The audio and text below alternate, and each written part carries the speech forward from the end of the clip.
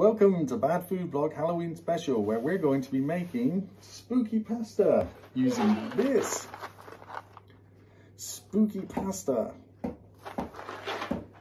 Don't hit the pumpkin. Why? This is for cooking for another video.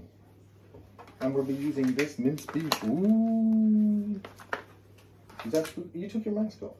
Yeah. Why am I still wearing this one then? You can take it off. Or is this my normal head? That is just wrong. Here we are about to make our spooky pasta, and this is the spooky pasta. It's from Sainsbury's. It's really cool. We haven't looked inside yet. It takes 5 to 7 minutes to cook. They always say that, and it always seems to take longer. And the nutrition information is here if you want to pause the video and have a look at that, if I can get it in focus. Something really up with the focus on my camera this week. And there we go. And Maxie has his mini one still. Can we carve it? No, don't put it too close to camera. Can we carve it?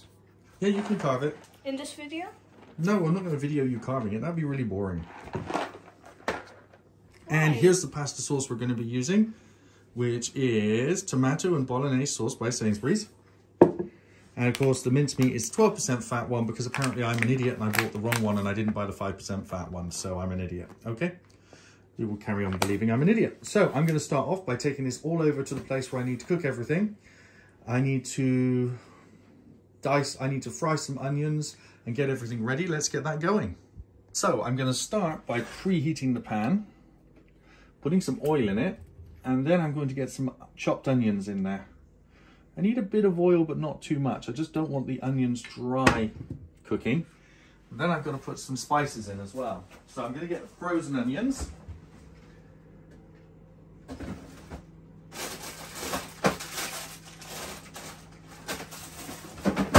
Sorry about the delay, here they are, frozen onions. Chopped frozen onions, wonderful. And I'm going to dump those in. Now roughly, in terms of weight I don't really know, but that's about the right amount. It's like half a chopped onion to one chopped onion basically. And with the heat coming off of that, there, see, lots of heat. They'll defrost, and I want to soften them. I don't want to caramelize them and make it bitter, and I don't want to undercook them. So when you're eating the spaghetti bolognese, you can taste them. Now, at this point, I would say get the water boiling for your pasta, but this pasta only takes 5 to 7 minutes to cook, and I'm going to need to simmer the sauce for about 10 minutes. So this is going to sit here off to the side, waiting for the sauce to be simmering before I start cooking the pasta. Otherwise, it's not going to cook in the right order. Now, while this is simmering, this is where I'm going to add a little bit of garlic salt. Well, it's not garlic salt, it's just garlic granules. And not too much, but a dash of the special Himalayan pink salt, just to make sure everything's on track, you know.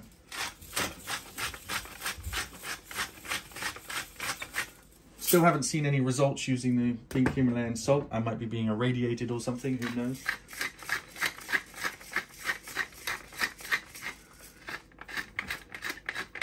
Nice dash of pepper. I will of course taste the sauce later and try to balance that out, but that's roughly the amount that I want to start with. And here of course is the pink Himalayan salt thing, yeah. In case you're wondering, coarse crystals, Sol Rose de Himalaya, pink salt, yes. Personally, I think they just took normal salt and sprayed it or something. It does appear to be pure rock salt, which is interesting. I don't think it tastes any different. Right, well, there's no point in you standing here watching this. We're going to wait for that to simmer up, and I will come back when I'm putting the beef in. Just a quick note, I'm having to turn the onions down because they're starting to caramelize and I want them to soften. So they started off on 6 on this, I've turned it down to 2, and I'm stirring them around and make sure that they just don't brown too much. I want them to be squishy and soft, not caramelized. Not making onion soup here, I'm not making onions for burgers, not making onions for, you know, the other things where you use superheated onions. So just making sure that it's, I think we're about ready now. Now one thing I'm going to have to do is I'm going to put the beef in now because they are softened up. They're really nice and soft. I don't want to overcook the onions too much and make them bitter. So I'm going to cut into the minced beef, pop it in and start stirring it in. It's going to stop the onions cooking almost immediately. And almost immediately it's going to cool the pan right down. So that's going straight back up to 5. Not quite to 6. I'm not making burgers here. But, oh, this is really good minced beef. If you can see that colour, it's pretty impressive. Let me zoom in a bit. Really nice looking minced beef.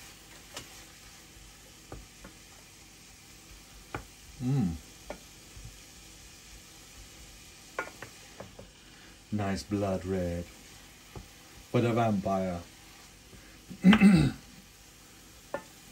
Okay, well I'm going to go and stir all this in and cook it in.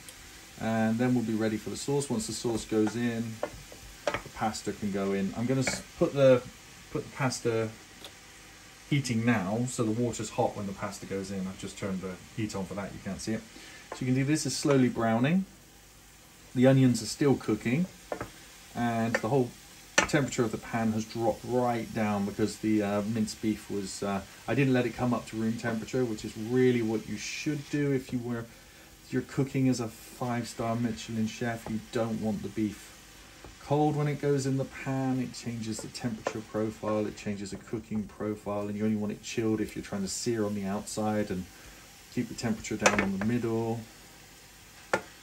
Or you want to freeze it if you want to make one of those YouTube videos where you share it going blasted to hell with fire, you know, like boom, flambe, set it on fire, then you cut it open, it looks perfectly good in the middle.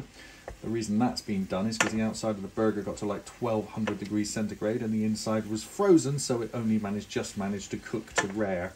I always think those videos are hilarious when people show that. There's so many of those, what I call steak porn videos on YouTube now, especially on the short section. I'm kind of bored of them. They started telling stories over the top of them. They've realized that nobody just actually wants to just see a steak cooking anymore. Mind you, it's kind of what I'm doing here, right? But yeah, okay, we're getting there. We're getting close.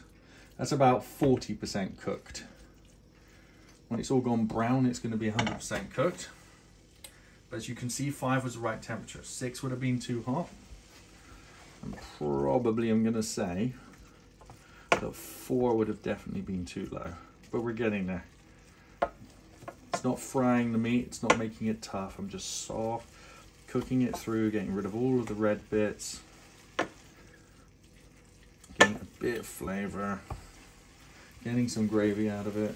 Melting the fat. I don't want to boil it. But then again, I don't want to burn it. So there, the juices are really starting to come out of the meat. We're about 60 or 70% cooked now. Whoops.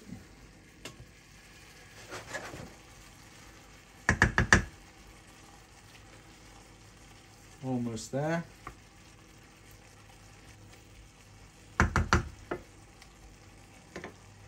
All right, we're just about.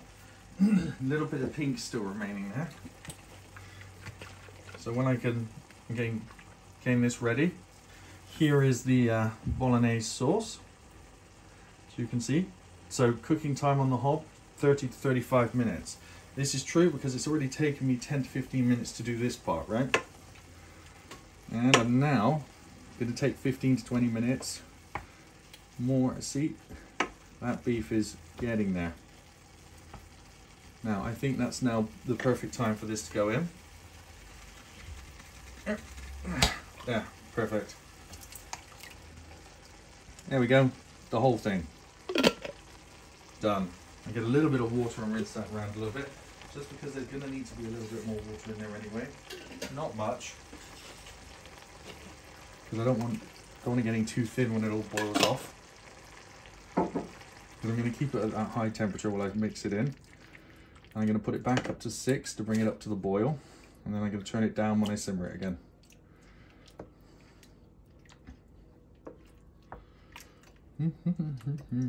So I'm not showing the entire cooking process here because we're not going to show this simmering.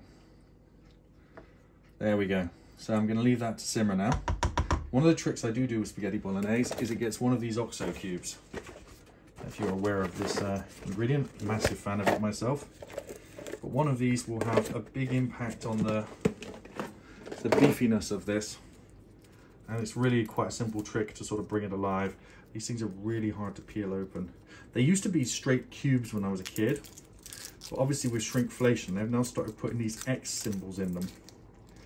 So as you now need about sort of, you probably need about 1.5. You see that? They made it smaller.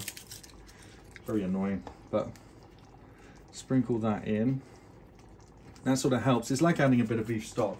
So that's why I added the additional water, because I don't want it to be, yeah, that's gonna filter in, that's all gonna melt in, and that sort of brings the beefy flavor of the meat forward. It's a bit of stock. It's worth going in there. It just enhances the whole flavor. Amazing. Right, that just needs to get up to temperature. We're almost there. The bottom is bubbling, but the top is still cool. I think we're almost there. Yeah, we're there. So I turn that down to 3, and now onto the pasta. Now, we are a couple of minutes away from me wanting to do the pasta, but let's have a look, shall we? That is bubbling away nicely. We can always halt the pasta cooking if it really does take 3 to 5 minutes. I'm just opening this. Let's have a look what the pasta looks like inside. Oh, this is not an easy open box or anything. It's just, oh, terrifying. So the reason these probably cook so quickly is look at how small the pasta is. So yeah, I'm gonna have to hold off cooking these for 10 minutes.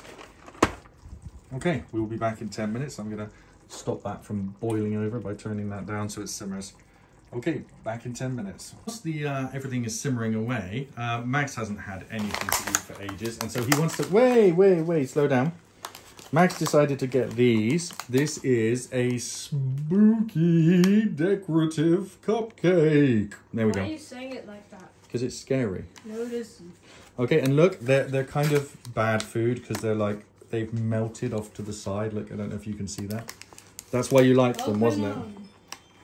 Oh, but yeah, so I'm not eating one because I'm on a diet, but this assistant's going to have one.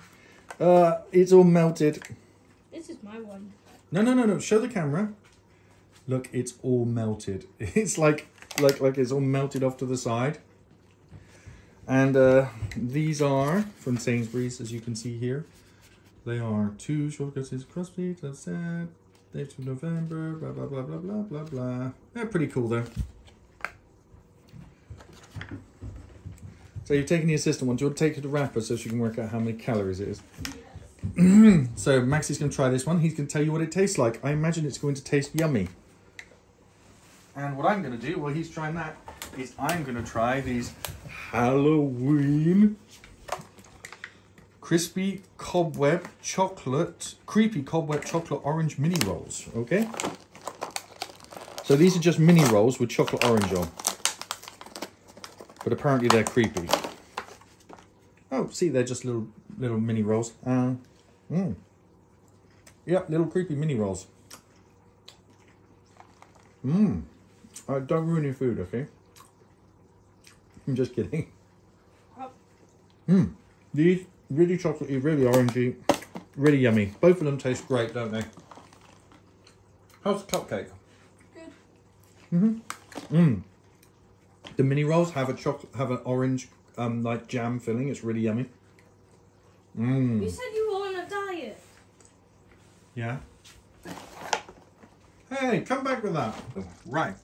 Have a look at this. That looking much better. This, now it's time for it to go in the water. There we go. That was that. Oh, it's immediately made the water go white. Right, let's turn that up because it's also taken all the temperature out of the water. Is that on? Is that on? Is that on? Yeah, I'm seeing some glowing. There we go. Right, we'll come back when that's cooked. So yeah, that pasta cooked quick. Yeah. I think we're ready now. I'm just going to go and drain this and I'll put it in the bowls and then I'll show it to you there. Pasta coming over.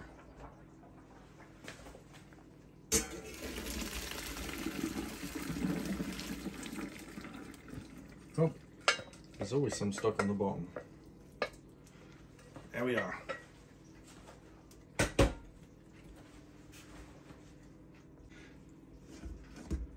That's drained a little bit. Let's go serve it up. Okay, let's get the bowls to serve it up with. Oh.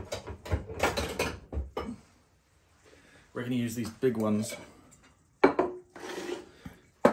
they're nice for this sort of presentation. Let's get a spoon thingy. Ooh, spooky pasta. 2, 3, that's Max's. 1, my glasses are steaming up. Let's start with 3 each, we might have some left over. Give everybody a small one. Spooky, we're gonna have some spooky left over.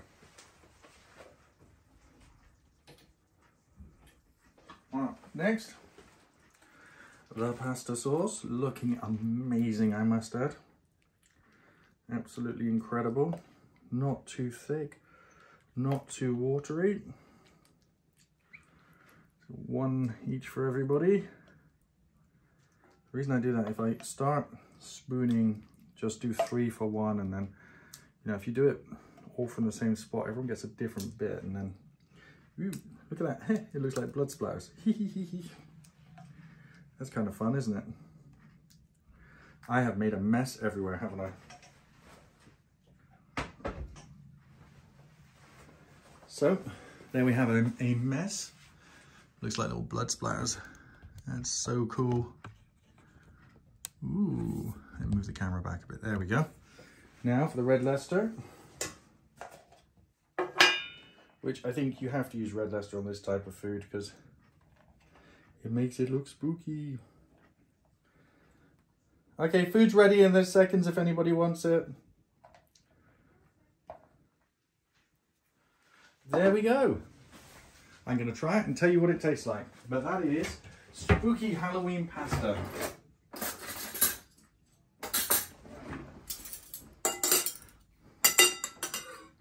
It looks very spooky, doesn't it? There we go. Spooky Halloween pasta with blood splats and everything.